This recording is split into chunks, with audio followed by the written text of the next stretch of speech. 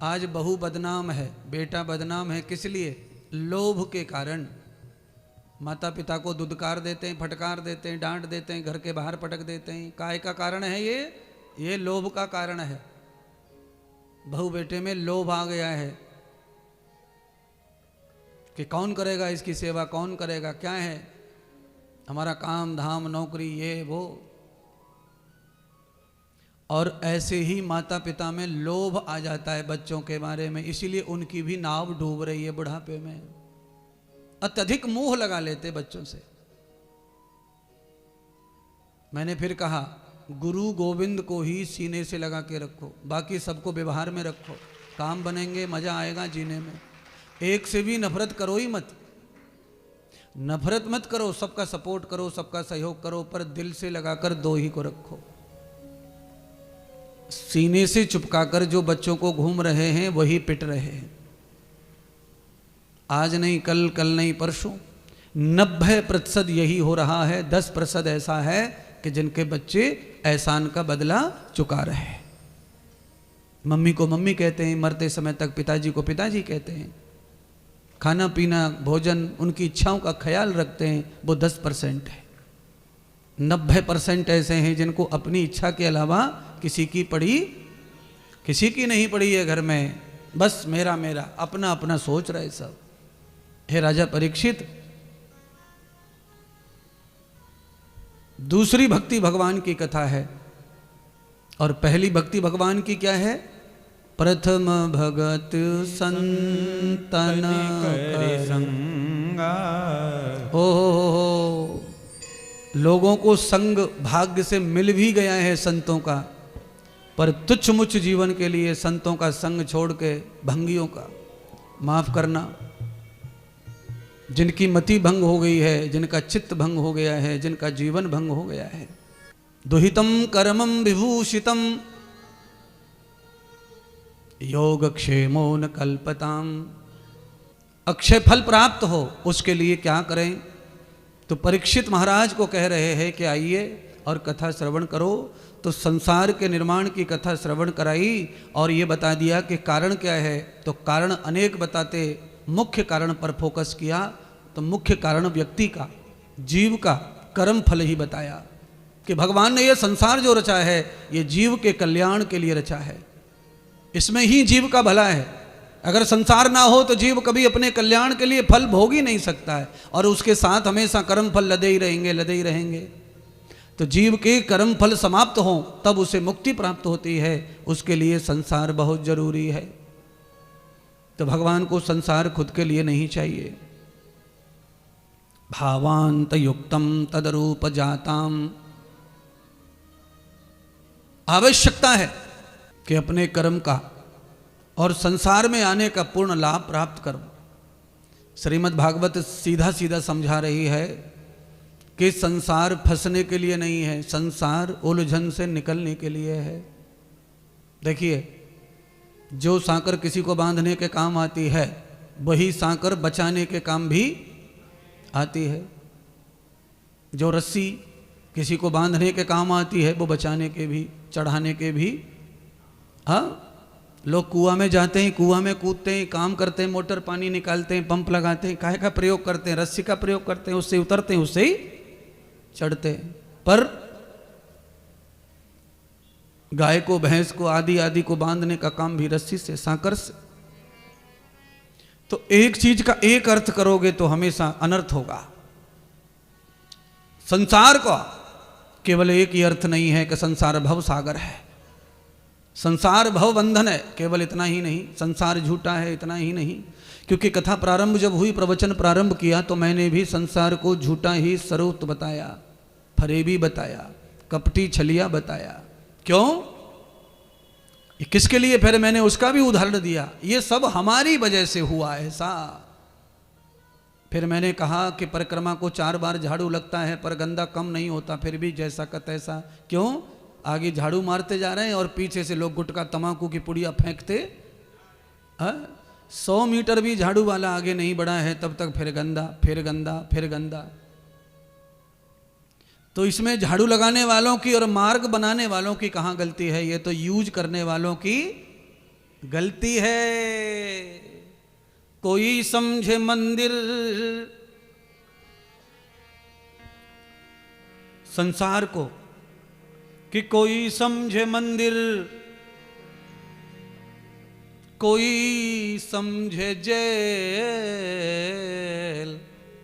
चली जा रही है ये जीवन की रेल, चली जा रही है ये जीवन की रेल, चली जा रही है ये जीवन की रेल, चली जा रही है ये जीवन की रेल। खिलौना समझ कर, खिलौना समझ कर इस यौन खेल। चली जा रही है ये जीवन की रेल, चली जा रही है ये जीवन की रेल। खिलौना समझ कर इसे तू न खेल। संसार बनाने वाले के बारे में कितने बढ़िया शब्द हैं। कुशल कारीगर ने है इसको बनाया, कुशल कारीगर ने इसको बनाया, बड़ी अक्लमंदी से इसको चलाया, बड़ी अक्लमंदी से इसको चलाया। पढ़ता है इसमें, पढ़ता है इसमें कर्मों का तेल। चली जा रही है ये जीवन की रेल, चली जा रही है ये जीवन की रेल। खिलौना समझ कर, खिलौना समझ कर, खिलौना समझ कर, खिलौना समझ कर इस यौन खेल। चली जा रही है ये जीवन की रेल, चली जा रही है ये जीवन की रेल, चली जा रही है ये जीवन की रेल, चली जा रही है ये जीवन की रेल, चली जा रही है ये जीवन की रेल, चली जा रही है ये जीवन की रेल। हमेशा आप चटोकोला सुनते रहते मेरे मुंह से। दो मित्र ऐसे थे गांव में जिन पे कोई काम नहीं था, और जिन पे कोई काम नहीं रहता वो क्या करते हैं, दूसरों में कमियां, दिन भर कमी। जी महात्मा जी तो ऐसो है, जी पंडित जी ऐसो है, जी बाबा ऐसो है। पूरी कथा उनके पास है सबकी, पूरी दुनिया के व्यक्तियों की। और सर जिन पे काम है उनको रोटी का भी टाइम, तो फिर वो किसी की अच्छाई बुराई क्या देखें। तो वो दोनों लोग ऐसे ही थे बिना काम के। तो पूरे गांव वालों से कमी निकाल निकाल के अब गांव में तो पिटना शुरू हो गया उनका। गांव वाले तंग आ गए तो पीटना शुरू कर दिया। अब इन्होंने कहा भाई अब यहाँ तो दाल गलनी ना अपनी, और अपनों भोजन को पाचन होगा नहीं जब तक कमी ना निकालें किसी में। आदत हो जाती है शरीर की, कई लोगों को भोजन नहीं पचता जब तक उतर पुतर ना कर दें इधर उधर का। तो ना मारे ऐसा कौन सा उसमें कमी निकालो। तो एक मित्र ने कहा कि ऐसा कर ले, भगवान तो दिखे ना दुनिया में, भगवान में कमी ढूंढेंगे चलो। तो अब हद हो गई समाज में, संसार में लोगों के मूर्खता की। भगवान तक भी कमी निकालने वाले कम नहीं है। भगवान में भी कमियां निकालने वालों की भी कमी। अब हम तुम तो बहुत ही छोटे, अब भगवान की कमी ढूंढते ढूंढते गांव में भटकते रहे, जंगल में भटकते रहे। एक झोपड़ी के ऊपर छप्पड़ पड़ा था। झोपड़ी मतलब छप्पड़, और झोपड़ी टाइप बनी थी, उसके ऊपर किसी ने काशी फल लगा दिए थे। पहले ऐसा ही होता था, लौकी काशी फल तोरई, ये तो सब झोपड़ी झप्पड़ों पे सब जगह पैदा करते थे पहले लोग। दोनों ने कमी निकाल दी। भाई देख लो दुनिया बनाने वाला कितना मूर्ख है, डायरेक्ट हो गए भगवान से, इसको बिल्कुल अक्ल नहीं है। ये फूस के ऊपर, घास के ऊपर इतना बड़ा बड़ा फल लटक रहे, ये जरूरी? अरे छोटे छोटे फल होते, काशी फल इतना छोटा होता, अंगूर जैसा। आगे गए और कमी, पपीता को देखा, पपीता पे 100 लटक रहे पपीता, वो भी 5-5 किलो के। वहां भी भगवान को टोका, देखो ये क्या हाल करके रखा है भगवान ने, इसको है कुछ? ऐसे बना दिया अंधा होके, दुनिया को रच दिया है। दिन भर भगवान में 100 कमियां निकाली, थक गए कमी निकाल निकाल के। दूसरे मित्र ने दूसरे मित्र से कहा, भैया आजा थोड़ा आराम कर लो, दोपहरी हो रही है, धूप पड़ रही है। तो क्या करें, आराम करो, शाम को 4 बजे ठंडा हो जाएगा, चलेंगे कमी निकालने फिर दोबारा। क्योंकि काम ही वही कर रहे हैं, वो लंच ले रहे हैं, लंच, बीच में ब्रेक ले लो, सो लो, खा लो, फिर कमी निकालेंगे शाम को। सो गए, पेड़ को बगीचा, और अचार के जो आम है, देसी आम पे लटके, ऊंचे, हवा चली, और आप तो जानते ही दृष्टांत क्या है, आम टूटकर नाक पे, नाक एकदम ततर गई, परेशान हो गया। अब तो दूसरे मित्र को जगाया उसने, और जगा कर कहा कि तू अभी के अभी बस माफी मांग भगवान से। कहा क्या हुआ क्या हुआ? तो कहा भाई भगवान ने दुनिया बहुत अच्छी बनाई है, नहीं तो हम सब लोग आज बर्बाद हो जाते। हम जो जो आइडिया लगा रहे थे वो आइडिया बहुत मौत कर देता, मार डालता। तो कहा हुआ क्या है? कि देख नहीं रहा कि आंख पे कैसे गुब्बारा आग वो है? हम के आंख देख नहीं रहा कि मेरे कहाँ तक सूजा पड़ा थोपड़ा? तो क्या हुआ है? तो कहा देख ऊपर से अमियाँ गिरी है, अमियाँ। अमियाँ का मतलब है बच्ची। अगर यहाँ पे काशी फल होता और वो भी जमुना जी के किनारे वालों 15 किलो को, अरे महाराज, तो आदमी को अकल तो आती है पर टक्कर लगने के बाद ही आती है। तो भैया संसार तो बहुत अच्छा परमात्मा ने रचा, पर संसार को भोगने वालों ने उसको खराब कर दिया। इसलिए हे राजा परीक्षित, संसार में जो दुख है, सुख है, हानि लाभ है, ये सब ही हमारे कर्मों का फल है, सब पर परमात्मा के अधीन है ये सब। तो भगवान ने ऐसे नहीं रचा संसार। कैसे रचा? पहले संसार को जीने का ज्ञान परमात्मा ने प्रकट किया। अद्भुत बात, भगवान ने संसार की रचना जब की तो पहले रचना को करते से पहले और पहले भगवान ने संसार को भोगने का ज्ञान दिया है। आकाशवाणी करके पहले संसार को भोगने का ज्ञान दिया, ऋचा ऋता मंत्र श्रुति सूक्त के माध्यम से। अहिरितम वाणी, भगवान ने अपनी वाणी से सबको उपदेश दिया वायुमंडल में कि ऐसा करोगे तो ये फल मिलेगा, ये करोगे तो ये फल प्राप्त होगा। अच्छा बोलो, पूरा चार्ट लगा हुआ है आश्रम की दीवार पे कि थूकना मना है, 500 रुपये जुर्माना है, पुड़िया खाना मना है, 500 रुपये जुर्माना है, नल मत तोड़ना, बिस्तर खराब मत करना, चादर को तकिया को मत फाड़ना, सब लिखा है। पर कोई ना सुन रहा हमारी है। बोर्ड पढ़ते खड़े होकर और पढ़ने के बाद वही काम करते हैं, है तो वही काम करते हैं, पढ़ते हैं और करते वही है। ज्यादातर लोग परेशान। ऐसे ही भगवान ने वेद अपनी वाणी से चार्ट बनाकर भेज दिए और उस पर लिख के भेजा कि संसार में अगर आनंदित और सुखी और मुक्त रहना है तो ये फार्मूले अपनाओ, और संसार में बंध के मरना है, नरक में जाना है तो इस फार्मूले को अपनाओ।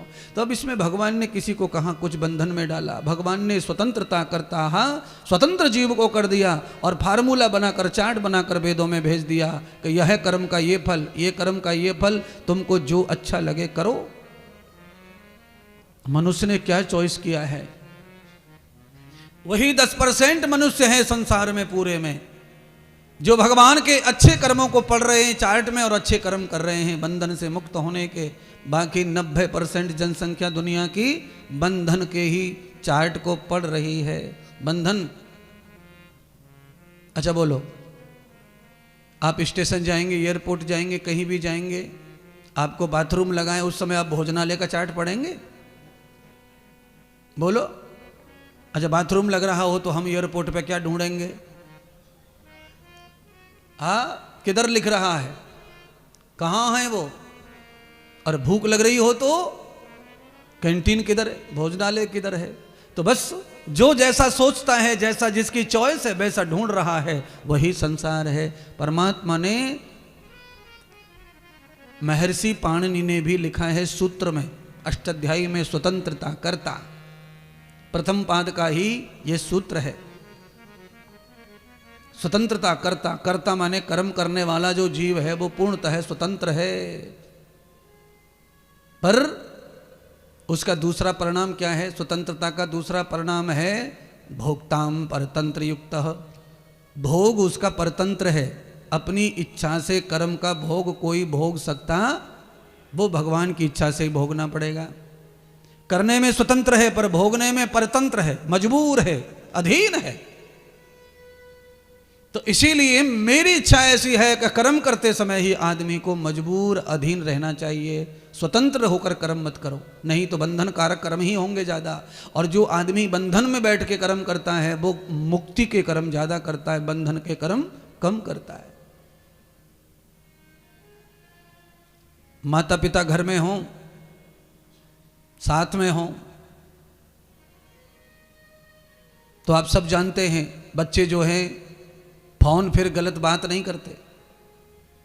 माता पिता का बंधन है, साथ चल रहे, साथ बैठ रहे, साथ खा रहे, साथ ही सो रहे, तो फिर बच्चों को बड़ा मुश्किल होता है। तो गलत बात, गलत मैसेज या गलत व्यक्ति के साथ नहीं जुड़ते। उस समय माता पिता के साथ रहते हैं तो कैसे कैसे लोगों से बात करते हैं आप सब जानते हैं। क्यों? बंधन है, माता पिता की अधीनता के कारण चाह कर भी गलती हो नहीं रही है। चाहते तो हैं पर हो नहीं रही है, अंदर से भय, अधीनता। और स्वतंत्रता हो जाए, स्वतंत्रता कैसी कि माता मम्मी काम कर रही है किचन में और ऊपर छत पे चढ़ गए अपन फोन लेकर, वहां क्या है? स्वतंत्रता है। तो स्वतंत्रता होने के बाद में आप जो चाहें सो कहें, जो चाहें सो सुने।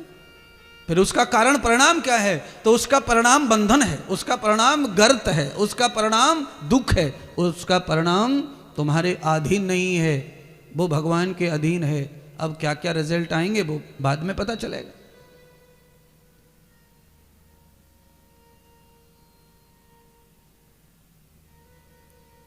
ऋचा, सूत्र, मंत्र आदि विज्ञान का जन्म हुआ।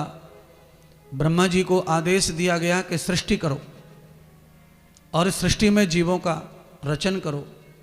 तो ब्रह्मा जी सृष्टि की रचना करने लगे। तो ब्रह्मा जी प्रथम बार सृष्टि कर रहे नहीं हैं, बार बार ब्रह्मा जी ही सृष्टि करते हैं। पर मैंने आज कथा में प्रथम प्रवचन में कहा कि 3 महीने कथा ब्रेक होने से दोबारा कथा करने में बहुत दिक्कत हो रही थी दिमाग को। ऐसे ही ब्रह्मा जी सृष्टि का प्रलय होने के बाद 1 कल्प तक सृष्टि नहीं करते, 4 युग खत्म हो जाते हैं। अरबों वर्षों तक सृष्टि नहीं करते तो वो भूल जाते, विस्मृत हो जाते हैं। तो उसी विस्मरण को कैसे याद करें? तो भगवान नारायण कहते हैं तप करो ब्रह्मा जी। तो ब्रह्मा जी ने 10,000 वर्षों तक तप किया और उस तप से भगवान नारायण प्रकट हो गए और पृथ्वी को पाताल से लाए, हिरणाक्ष का वध किया, ब्रह्मा जी को पृथ्वी सौंप दी। तब पृथ्वी ने ब्रह्मा जी का सपोर्ट किया। ब्रह्मा जी अब सृष्टि करते हैं तो उसका पालन हो रहा है। कौन कर रहा है? तो कहा नारायण कर रहे हैं। तो भगवान नारायण पृथ्वी को लेकर आए तो सृष्टि का पालन हुआ। तो हम और तुम सबके लिए जरूरत क्या है? सबसे ज्यादा हमारी और तुम्हारे लिए जरूरत पैदा होने की नहीं है, हमारी और तुम्हारे लिए पालन होने की जरूरत ज़्यादा है। इसीलिए बनाने वाले से पालने वाला महान होता है। इसीलिए भगवान नारायण की महिमा अधिक है, सबसे ज़्यादा भगवान की महिमा नारायण की है। शिव जी भी उन्हें पूज रहे हैं, ब्रह्मा जी उन्हें पूज रहे हैं। क्यों पूज रहे हैं? क्योंकि पालन करने का काम उन्हीं का है। जन्म दे दिया, ये बहुत बड़ा काम नहीं है, ये तो प्रकृति का धर्म है। आया 9 महीने में पेट में से निकल गया, चला गया, हो गया। पर पालन करना दुर्बद धर्म है, निर्माण करना दुर्बद धर्म है। ये प्रवृत्ति ये किस में है? तो कहाँ? पृथ्वी में है। तो हम सबको सबसे अधिक देवताओं में पृथ्वी को ही सम्मान ज़्यादा देना चाहिए, यही पालन करता है। आप कहाँ बैठे? हाँ, ये टेंट कहाँ बना है? सच कह रहे हैं। आप जो जो खाते हैं वो कहाँ से आता है? बिल्कुल सही कह रहे हैं। आपके प्राणों में जो कुछ ऊर्जा है वो पृथ्वी की है। अन्न से लेकर के बादाम, काजू, छुआरे, कटकट्टा, पटपट्टा जो भी खाते हो सब वहीं से आ रहा है। अब आप सोच रहे होंगे ये कटकट्टा पटपट्टा कौन सा फल है? कटकट्टा बोलते हैं जिसको खाते समय कटक कटक की आवाज आवे। और पटपट्टा कौन सा है? जिसको देखकर जीभ पे पानी आ जावे। इमली, आम, नींबू, ये सब कहाँ से आ रहे हैं? सब धरती से पैदा हो रहे हैं महाराज। तो तुम्हारे सारे शौक पूरा धरती कर रही है। अच्छा, इसको खा पी करके सफाई करनी हो शरीर की तो कहाँ जाता है मलमूत्र? धरती पर। कौन संभाल रहा है? और सुनिए ना, धरती पर जाकर भी धरती गंदी नहीं दिख रही है। थोड़ी सी अकल लगाइए। हमने गड्ढा खोद दिया है, उस पर चैम्बर बना दिया है, ढक्कन लगा दिया है, तो तुम्हारे पूरे परिवार का 50 साल का मलमूत्र धरती में ही है और किसी को तकलीफ नहीं हो रही है उससे। क्यों नहीं हो रही है? साइकिलिंग हो रही है ना भगवान की। मिट्टी से निकला तत्व शरीर से घूमते घामते ऊर्जा देते मिट्टी बन जाता है। वो मिट्टी का तत्व है ना। इसीलिए मेरी इच्छा है कि आप सुबह सुबह धरती को जरूर प्रणाम किया करो। हर रोज प्रणाम धरती को जरूर करो। बेड पर सोते हो, खटिया पर सोते हो तो बेड बिस्तर पर ही घुटने के ऊपर आकर के पहले धरती को प्रणाम करो, पैर मत टेको। और जब धरती पर हाथ टिक जाए तो समझ लेना गिरते गिरते बच गए। क्योंकि जब भी हाथ टिकता है तो आदमी गिरता नहीं है। तो सुबह सुबह हाथ टेक दो धरती पे, फिर गिरोगे नहीं दिन भर। ये आइडियाज लेके जाओ कथा से। हाँ, और पैर टेकने से तो आदमी गिरता है। आप सोच रहे होंगे पैर टिक गया तो गिरेंगे नहीं। आदमी पैर टिकने पर ही गिरता है। अगर आप चुपचाप खड़े हैं तो आप नहीं गिर रहे, पर आपने जैसे पैर उठाया और दूसरी जगह रखा तो फिर पैर फिसल जाए तो हमें ना उठाइयो, हमें जो उठाइयो तो खुद भी हाय पैर फिसल जाए तो हमें ना उठाइयो। हाँ, पैर धरती पर रखने से ही इधर उधर होता है ना। फिसल गया, टूट गया, फट गया, मर गया। पर याद रखो, धरती पर हाथ टिकने पर आदमी गिरते गिरते भी बच जाता है। तो क्या करना चाहिए फिर? इसीलिए प्रणाम करने की पद्धति यही है। दोनों हथेलियों को टेक करके फिर प्रणाम करो। हस्तद्वये पृथिव्याम यदोत्तिष्ठं मूलश्च। हस्तद्वये पृथिव्याम, अपने दोनों हाथों को पृथ्वी पर टिकाओ, प्रणाम करो। उससे क्या हो जाएगा कि अब गिरेंगे नहीं अपन। पर पैर तो गिराता है। आज तक आदमी जितनी बार भी गिरा है वो पैर के चक्कर में गिरा है। लोग पूछते हैं फिर मस्तराम जी, लोग पूछते हैं लाला कैसे गिर गो? तो लाला बोलते है कहा करूं मैया, पैर फिसल गो, पैर रिपट गो मेरो। तो पैर जो है वो आदमी को गिराता है, पर हाथ आदमी को गिरने से बचा लेता है।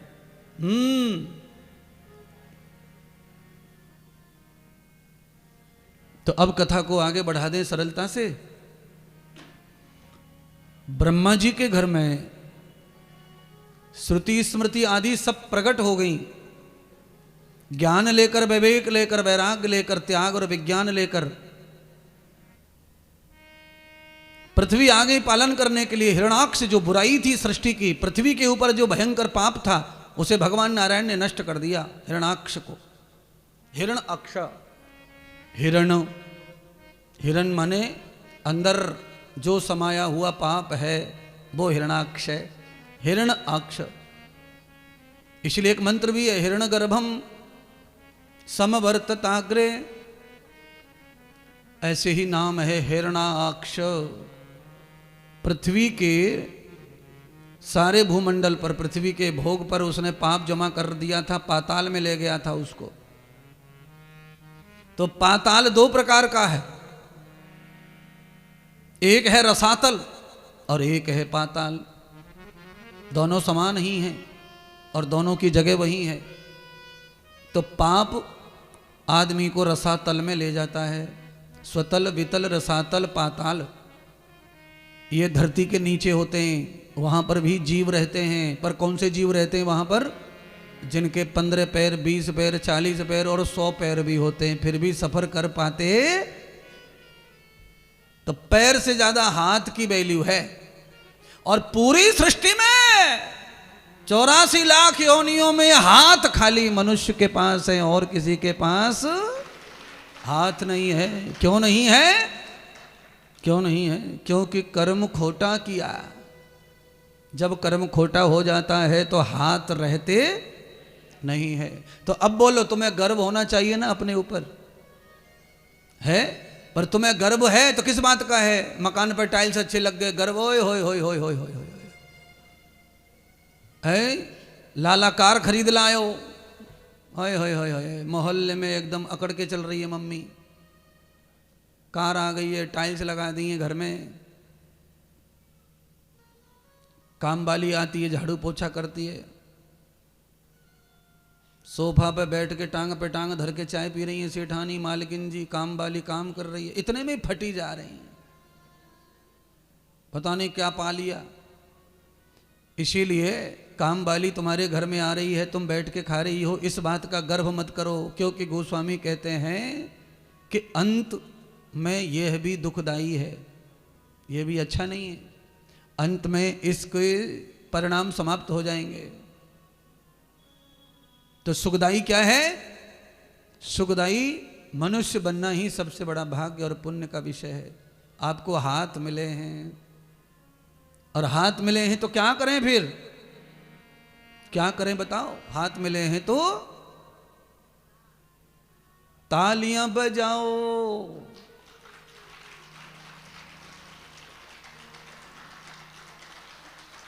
है?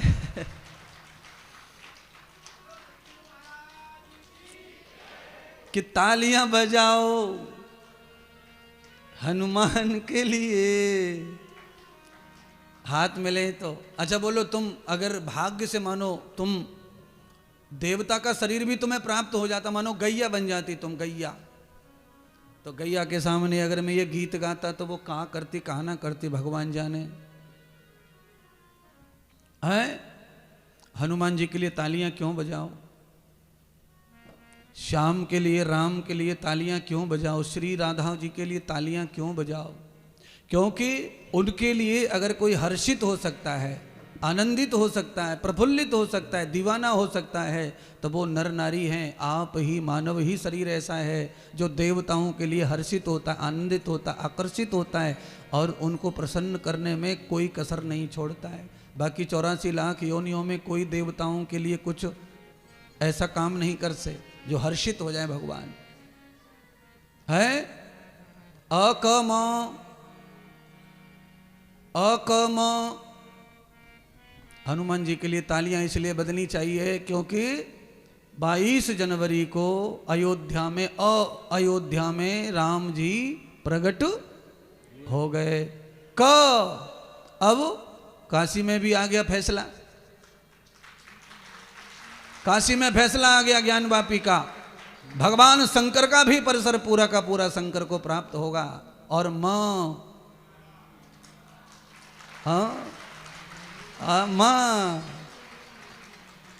आज मथुरा की कृष्ण जन्मभूमि का भी दिन है। आज मथुरा की भी जन्मभूमि की सुनवाई चल रही है कोर्ट में। आज वहां से भी रिजल्ट आएंगे। आज कुछ कम ज़्यादा हो गया, कानूनी कार्रवाई में है, तो अगले महीने पर भगवान राम को जैसे मिला है वैसे ही भगवान कृष्ण को भी उनका पूरा परिसर प्राप्त होगा। और नहीं भी होगा तो ले लिया जाएगा, उसको छोड़ा नहीं जाएगा। सारे संत अब तो हथेलिटी पर लेकर घूम रहे हैं, जान लेके ही मानेंगे, क्योंकि संतों ने बलिदान दिए हैं। 500 साल पहले लाखों संत मारे गए, लाखों सन्यासी बलिदान देके चले गए, और उस बलिदान का परिणाम 500 वर्ष के बाद आज स्वतंत्रता हो रही है हमारे देवताओं की, हमारी संस्कृति परंपराओं की।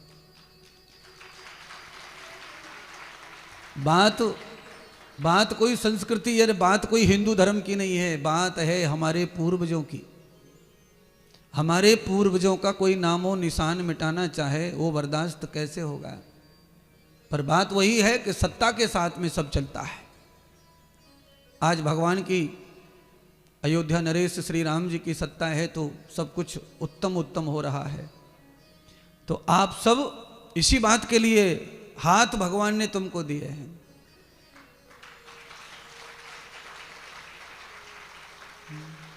हाथ दिए कर दान,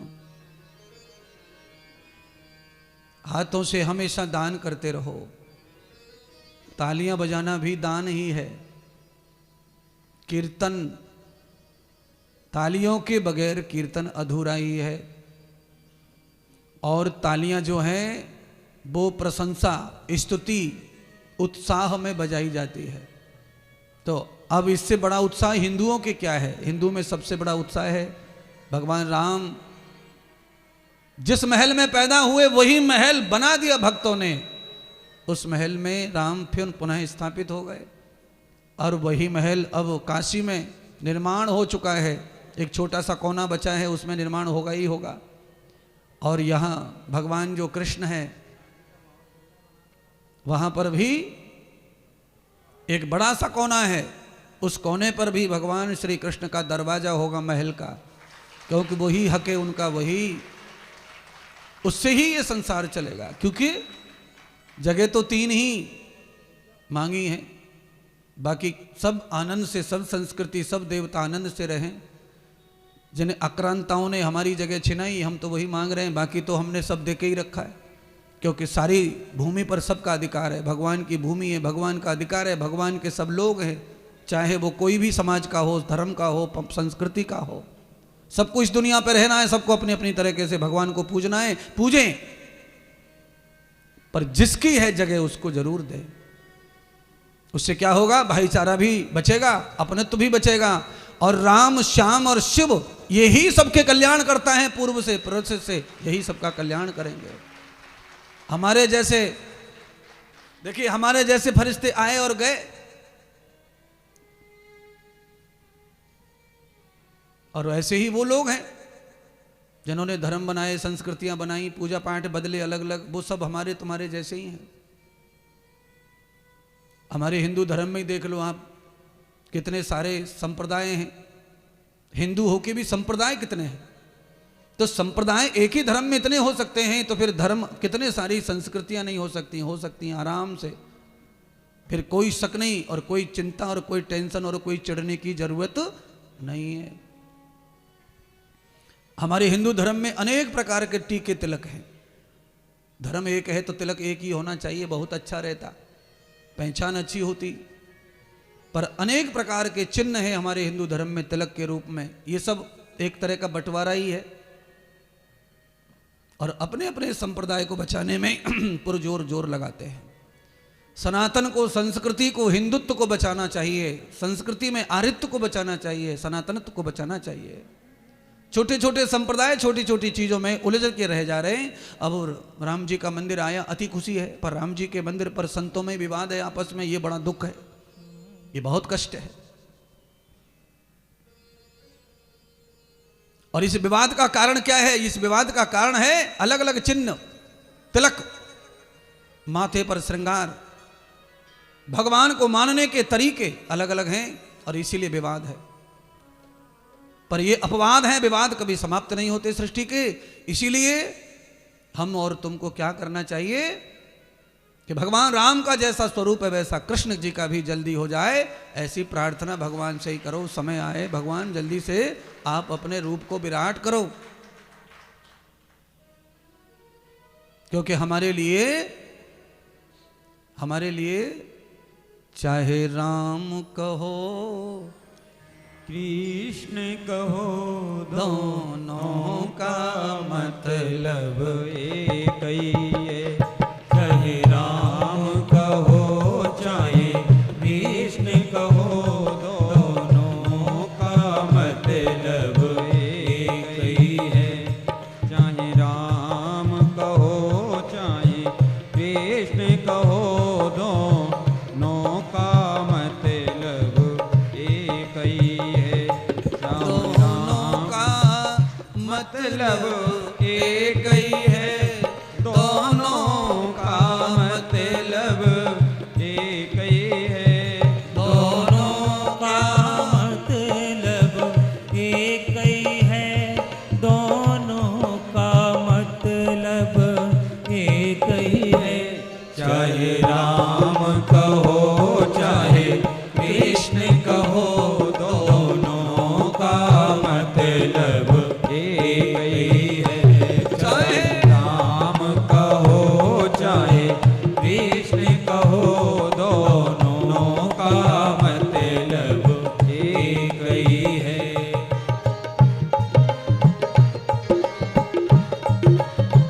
हरि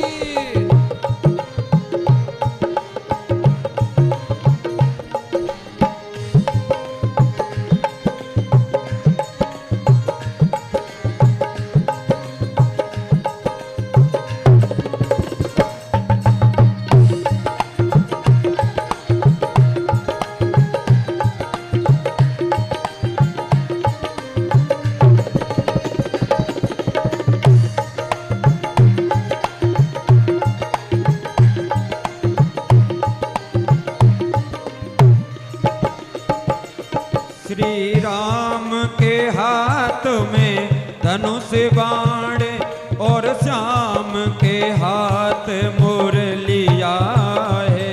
श्री राम के हाथ में धनुष बाण, श्री कृष्ण के हाथ मुरलिया है। श्री राम के हाथ में धनुष बाण और श्याम के हाथ मुरलिया है। श्री राम के हाथ में धनुष बाण और श्याम के हाथ मुरलिया है। सामली सूरत दोनों की है, रूप चल एक ही है। जय सामली सूरत दोनों की है, रूप अलग छब एक ही है। चाहे राम कहो चाहे कृष्ण कहो, दोनों का मतलब एक ही है। चाहे राम कहो चाहे कृष्ण कहो, दोनों का मतलब एक ही है। चाहे राम कहो चाहे कृष्ण कहो, दोनों का मतलब एक ही है।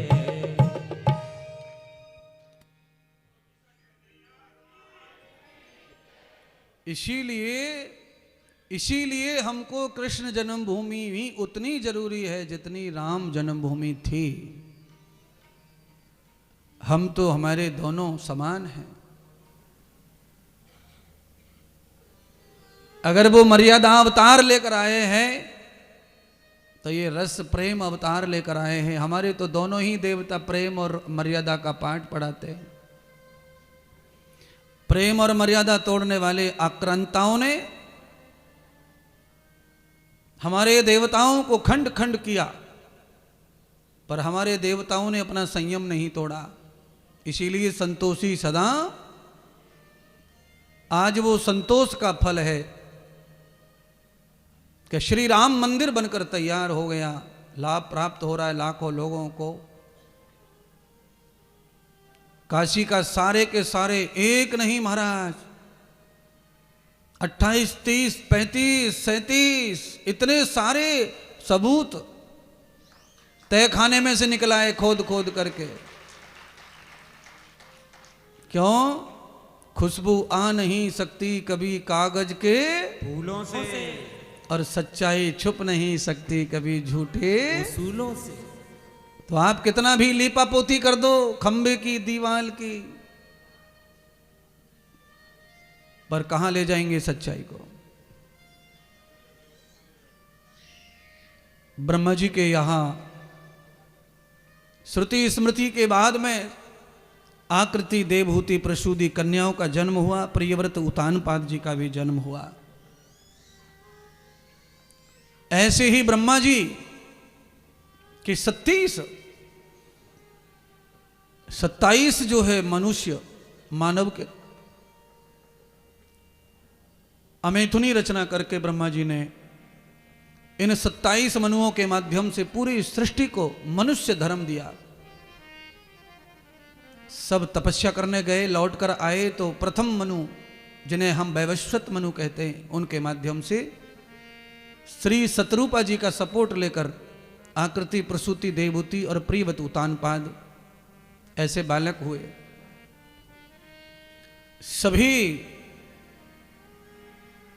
मनुओं की अलग अलग संतानें हुई, जिसमें महर्षि कश्यप हैं, दक्ष प्रजापति हैं और विवस्वान मनु हैं। महर्षि मरीच हैं, कर्दम हैं, ये अनेक ऐसे सत्य स्वरूपा हैं जिन्होंने मानवीय सृष्टि की परम रचना की है अलग अलग। देखिए, कंपनी कोई भी चीज बनाती है तो उसकी एक ही डाई बनाती है और एक डाई से करोड़ों आइटम एक जैसे निकालती है।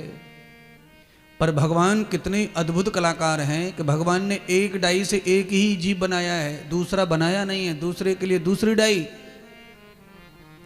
एक माँ के पेट से जितने बच्चे पैदा होते हैं सबको अलग अलग डाई से भगवान बना रहे हैं।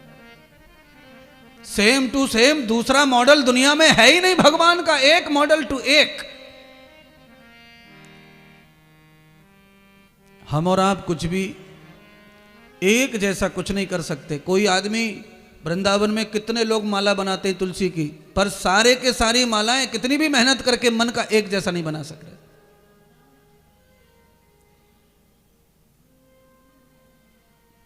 परमात्मा ने हर एक जीव को अलग अलग बनाया है, और केवल मनुष्य बनाते ना भगवान तो हम समझ लेते, पर चूहे में चले जा, चूहे की कंपनी, तो हर चूहे को अलग, बिल्ली अलग, और कलर की तो पूछो ही मत। टेक्सचर वाले भी शरीर भगवान ने बजाए, जैसे दीवार पे टेक्सचर वाले कलर आए ना, ये किसको देख के आए होंगे मस्तराम जी? कहां से सीखा हमने टेक्सचर कलर? चितक भर्रो कुत्ता,